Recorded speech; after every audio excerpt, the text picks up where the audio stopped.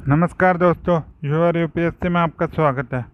आज के इस वीडियो में हम चर्चा करेंगे ऐसे मानक चिन्ह के बारे में जिसके जो कृषि उत्पाद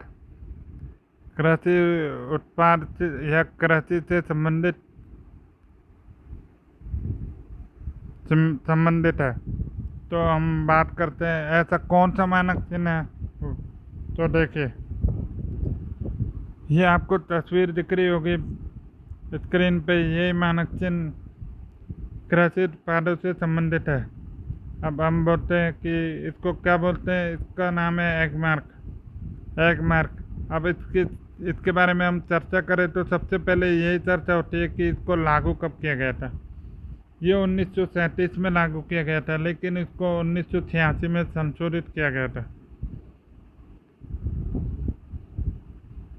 इसको 1986 में संशोधित किया गया था। और अब बात करते हैं कि इसका निर्धारण कौन से मंत्रालय द्वारा किया जाता है। तो इसका विपणन एवं निरीक्षण निदेशालय द्वारा इसका निर्धारण किया गया था, जो कि खाद्य मंत्रालय के अंतर्गत आता है।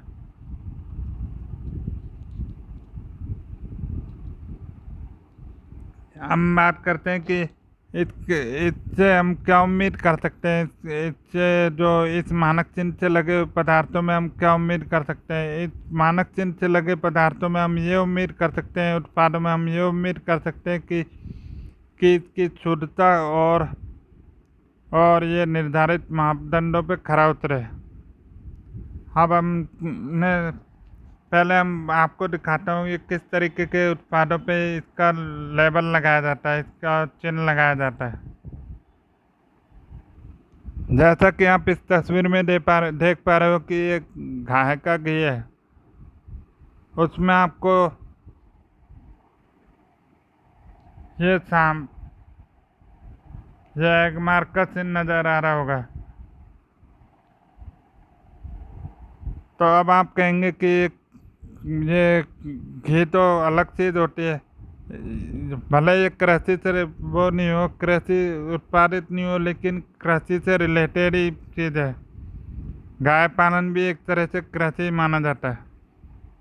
अब प्राथमिक कृषि में हम जब बात करते हैं तो एक तो कृषि होती है और दूसरा पशुपालन को भी एक तरह से कृषि माना जाता है।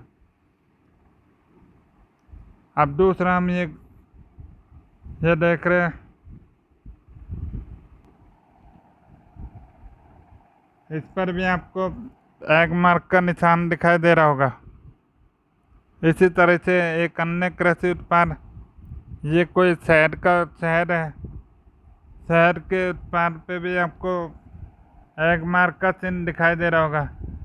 तो अब मैंने आपको बताया कि ज़रूरी नहीं है कृषि मतलब पेड़ पौधे, मतलब जो फसल उगती है उसके उत्पाद को ही इसका एग मार्क का चिन्ह दिया जा सकता है, या उसको ये कृषि के रूप में माना जाता है।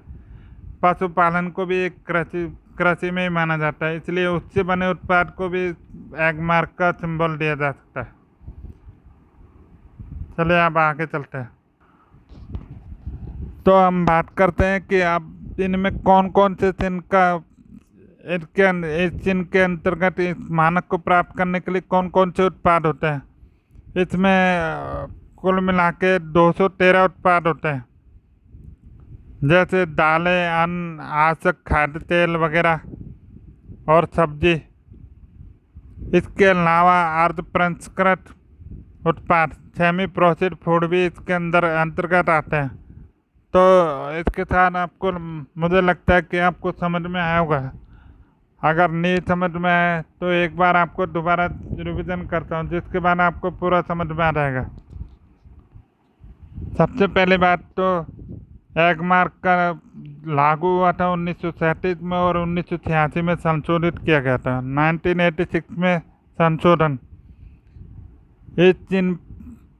जिस भी उत्पाद पे ये चिन्ह लगा होता है उससे हम ये उम्मीद करते हैं कि ये शुद्ध और निर्धारित मानकों पे खरा उतरा होगा, खरा उतरने की उम्मीद करते हैं। दूसरा, ये किसके द्वारा जारी किया जाता है। विपणन एवं निरीक्षण निर्देशालय, जो कि खाद्य मंत्रालय का एक भाग है, उसके द्वारा जारी किया गया था। और सभी कृषि आधारित उत्पाद की क्वालिटी और प्रमाण पत्र को एगमार्क के जरिए मिलते हैं। अब ये तो पता ही है कि अब ये कृषि उत्पादों को प्रमाण कर रहा है तो प्रमाण पत्र भी दिया जाएगा इसके। तो अब इसकी परिभाषा के रूप में बात करें तो ये होता है, यह प्रमाण चिन्ह खाद्य और कृषि पदार्थों पर लगाया जाता है बस। और एक और बात जो मैं आपको बताना भूल गया कि अपना जो केंद्रीय एगमार्क प्रयोगशाला है वो नागपुर में है, और इसके नागपुर के अलावा जो 11 से नोडल शहर में भी इसकी प्रयोगशाला है। और हम बात करते हैं कि बात करते हैं कि ये किन किन प्रोडक्ट पे लगता है, मतलब कौन कौन से उत्पादों पे लगाया जाता है। ये कुल 213 उत्पादों पे लगाया जाता है, जिसमें अन्न आते, दाल आते और कुछ तेल आते, खाद्य तेल जैसे सरसों का तेल वगैरह इस तरीके से, और फल और सब्जियों की शुद्धता के मतलब फल और सब्जी भी इसके अंदर कटे आते हैं, और आर्द्र प्रसंस्कृत उत्पाद भी इसके अंतर्गत आते हैं। तो मुझे लगता है आप सबको समझ में आ गया होगा।